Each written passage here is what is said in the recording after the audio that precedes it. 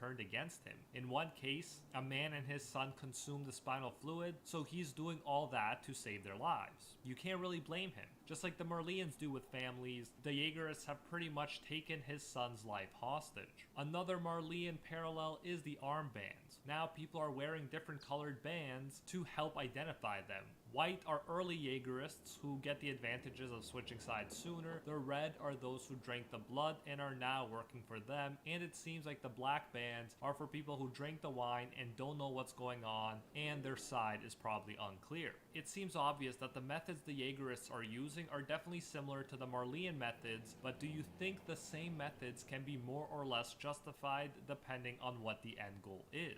Is freeing the world of the Titan curse more admirable than doing these things to try to maintain Marleyan supremacy? Let me know what you think in the comments. I absolutely love tackling the philosophical questions that Attack on Titan poses. For Yelena, it's all justified because they're saving the world. She knows the true plan rather than the one Pixis had in mind, which was to use the rumbling to keep the world at bay for 50 years while technology expands quickly enough for them to be able to defend themselves without relying on Titans. We then jump to another prison cell, and this time Connie, Jean, Armin, and Mikasa are the ones in jail rather than Eren. P.S. Nicolo is there too. Connie is known as being pretty dense, and he's also known for being one of the first to assume the worst about Eren.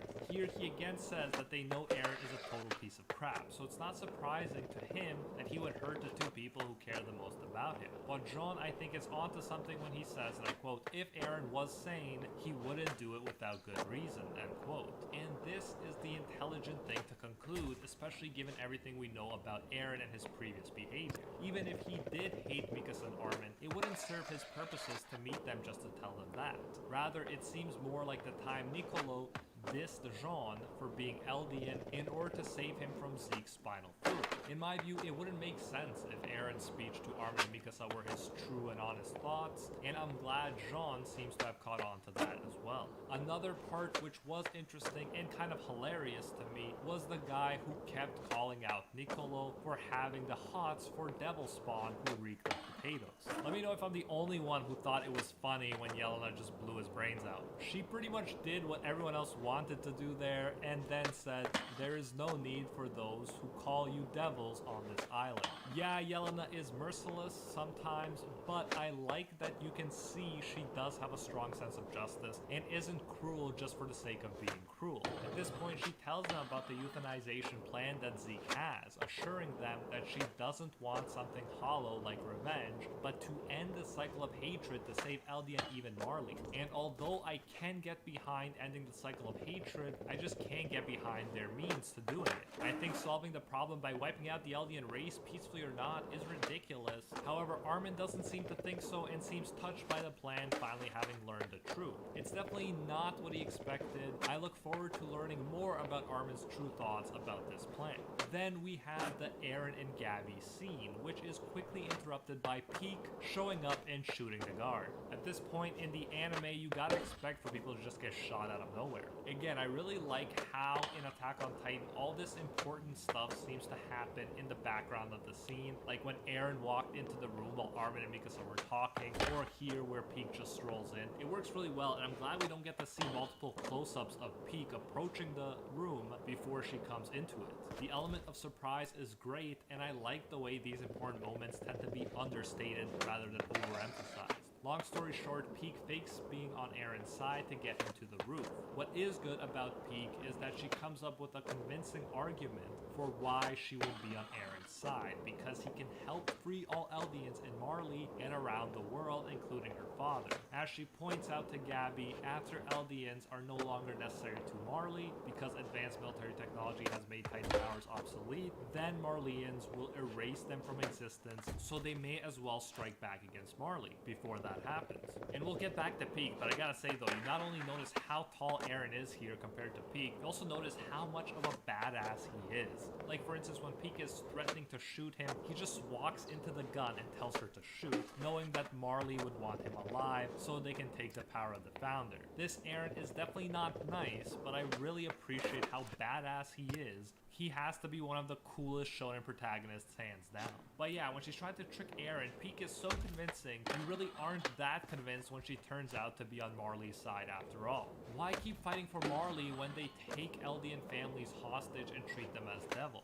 The only saving grace here is that when talking to Gabby after the reveal, she says that she doesn't trust Marley, but she does trust the comrades she fought alongside of. I don't agree with the euthanization plan, but I also don't agree with the helping Marley plan either. I'm much more related to when Pieck said they needed to secure their right to live with their own hands when she was trying to convince Eren she was on his side. Like, that actually makes a lot of sense when compared to trust the Marleyans plan. Despite the fact that I'm not too convinced by Pieck's rationale, I did think that the part where she was supposed to point out the enemies and she pointed to Eren was pretty epic. Porco's Jaw Titan attacks from below, and we see multiple airships from above, which is what the title of the episode must have been referring to. Below and above, Eren is under attack. The war has been brought to them on Paradis again, and before Eren could make contact with Zeke.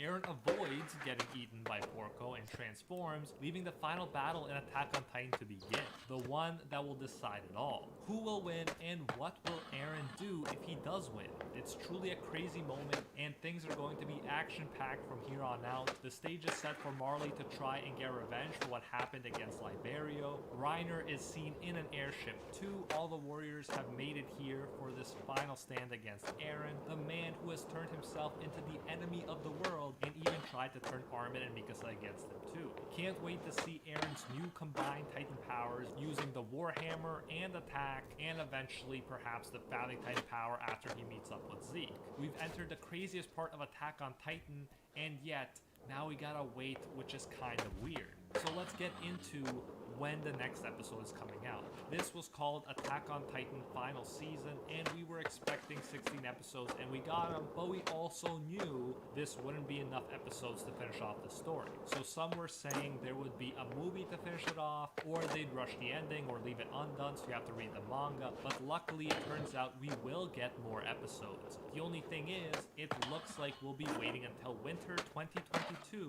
for part 2 of the final season to drop, which may well include another 16 episodes. The confusing part to me is if both parts include 16 or so episodes and will be a whole year apart, it probably would have made more sense and caused less confusion to call them different seasons.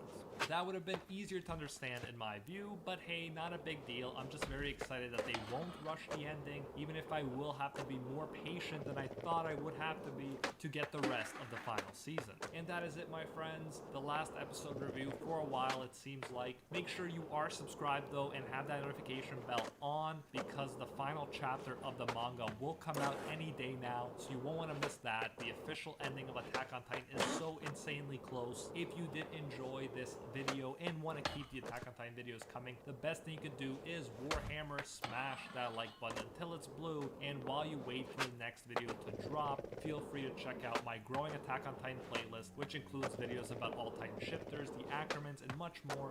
Link to that is in the description, and until next time, see ya, Space Cowboys!